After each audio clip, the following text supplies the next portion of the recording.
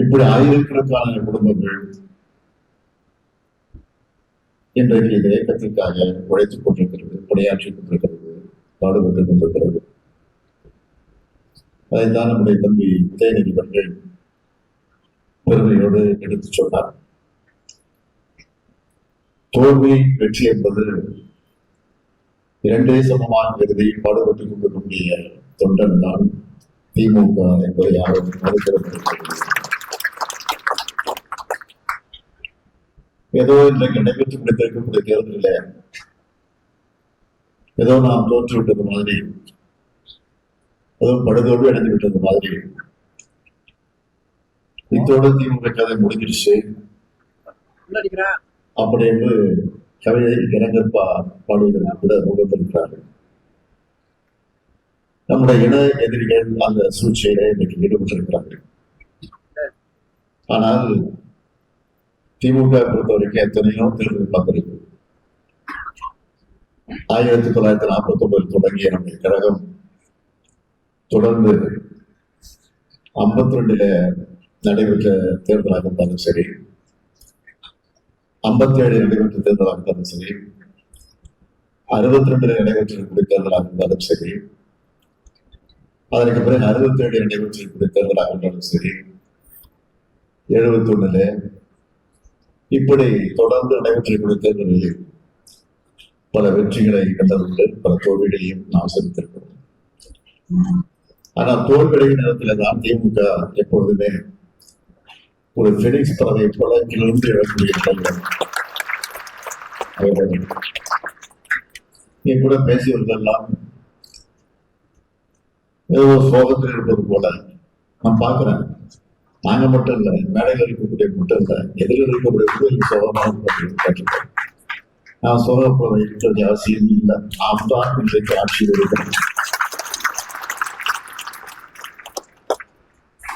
நம்முடைய திட்டங்களை பற்றி நான் சொல்ல வேண்டிய அவசியம் இல்லை. 5 வருஷம் ஆட்சி கொடுக்கிறப்போ தமிழ்நாட்டு மக்களுக்கு, ஏழை எளியவர்களுக்கு, விவசாய பெருங்குடி மக்களுக்கு, நெசவாளர்களுக்கு, தொழிலாளர் தோழர்களுக்கு, அடித்தளத்தில் வாழ்ந்து கொண்டிருக்கக்கூடிய பிற்படுத்தப்பட்ட தாழ்த்தப்பட்ட மக்களுக்கு, மாணவர்களுக்கு, மாணவியர்களுக்கு, பெண்களுக்கு, மகளிருக்கு, ஆசிரியர்களுக்கு, இப்படி எல்லா தரப்பு மக்களுக்கும் பல்வேறு திட்டங்களை நிறைவேற்றிய ஆட்சி நம்முடைய திராவிட மாடல் ஆட்சி என்பதை யாரும் மறுத்திடம் அழைக்கிட முடியாது.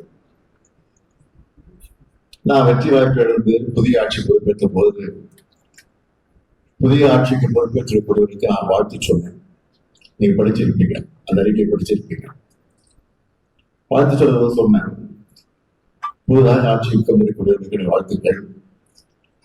ஆட்சி பொறுப்பேற்றிருக்கிறவர்களுக்கு ஒரு வேண்டுகோள், திராவிட மாடல் ஆட்சி காலத்துல நிறைவேற்றிருக்கக்கூடிய திட்டங்களை எல்லாம் நீங்கள் தொடர்ந்து நிறைவேற்ற வேண்டும் என்று ஒரு கோரிக்கை வச்சான். ஆக நாம் வைத்திருக்கக்கூடிய கோரிக்கை இன்றைக்கு அது எப்படி நிறைவேற்றப்பட்டிருக்கிறது என்பதை என்னை கூட பார்க்கிறோம். ஆகவேதான் சொன்னேன், நாம் தான் இன்றைக்கு ஆட்சியில் இருக்கிறோம். நான் தேர்தல் இடத்துல சொன்னேன், இந்த திட்டம் இருக்கிற வரைக்கும் நாம் பெண்களுக்கு, மாணவர்களுக்கு, மாணவிகளுக்கு செய்திருக்கக்கூடிய சாதனைகள் எல்லாம் யாராலும் மாற்றிட முடியாது. ஆக திட்டம் நடக்கிற வரைக்கும் திராவிட மாடல் ஆட்சி தான் தமிழ்நாட்டில் நடந்து நான் சொன்னேன். அதுதான் இன்றைக்கு கிடைக்கக்கூடிய. ஆக இந்த தேர்தலில் தோல்வியை பார்த்து நான் சிதறிடல, மனம் சோர்வடைந்திடல. 234 தொகுதிகளில் இன்றைக்கு என்ன நிலை, எப்படி வெற்றி பெற்றிருக்கிறோம், எப்படி வெற்றி இருக்கணும், என்ன காரணம், அதை பற்றி ஆய்வு செய்வதற்காக நான் ஒரு குழுவை நியமிச்சிருக்கோம். 86 பேர்கள் அடங்கிய ஒரு குழு அமைக்கப்பட்டு 234 தொகுதிக்கு இன்றிலிருந்து அந்த குழு பெறப்பட்டு ஆய்வு நடத்த இருக்கு. அந்த ஆய்வின் போது நம்ம இடத்துல என்ன போல, நம்ம இடத்துல என்ன பிரச்சனை, மக்கள் என்ன நினைச்சிருக்கிறாங்க, எப்படி விட்டு போயிருக்கு, ஏன் இந்த வெற்றி வாய்ப்பை இழந்திருக்கிறோம், ஏன் இந்த தொகுதியை வெற்றி பெற்றிருக்கோம், இந்த தொகுதியை வெற்றி பெறல என்பதை பற்றி ஆய்வு செய்வதற்காக ஒரு குழு அமைக்கப்பட்டிருக்கு. அந்த குழு மட்டும் இல்ல, உடன்பிறப்பே என்ற தலைப்புல ஒரு வெப்சைட் ஆரம்பிச்சிருக்கிறோம். ஆக அந்த வெப்சைட்ல கழக அமைப்பு சார்ந்த பொதுமக்களோ அரசியலுக்கு அப்பாற்பட்டவர்களும் அதில் தன்னுடைய கருத்துக்களை வெளியிடலாம் என்று அந்த வெப்சைட்டை தொடங்கியிருக்கிறோம். ஆகவே இந்த தேர்தலை பற்றி சொல்லணும்னா, நம்முடைய கட்சி என்பது ஒரு கட்டமைப்பு கொண்டிருக்கக்கூடிய கட்சி. எப்போ நாடாளுமன்ற தேர்தல் முடிஞ்சதோ, நாடாளுமன்ற தேர்தல் முடிந்ததற்கு பிறகு நாம் நம்முடைய பணியை தொடங்கிட்டோம். தேர்தல் பணியை, சட்டமன்ற தொகுதிகளுக்கு தேர்தல் பணியை நாம் அப்படியே தொடங்கிட்டோம். பாகம் ஒரு நிமிஷம், பூத் கமிட்டி அமைச்சோம், ஒன்றிணைவும் பா இந்த தலைப்பிட கழக உறுப்பினரை சேர்க்கிற அந்த பணியை தொடங்கினோம்.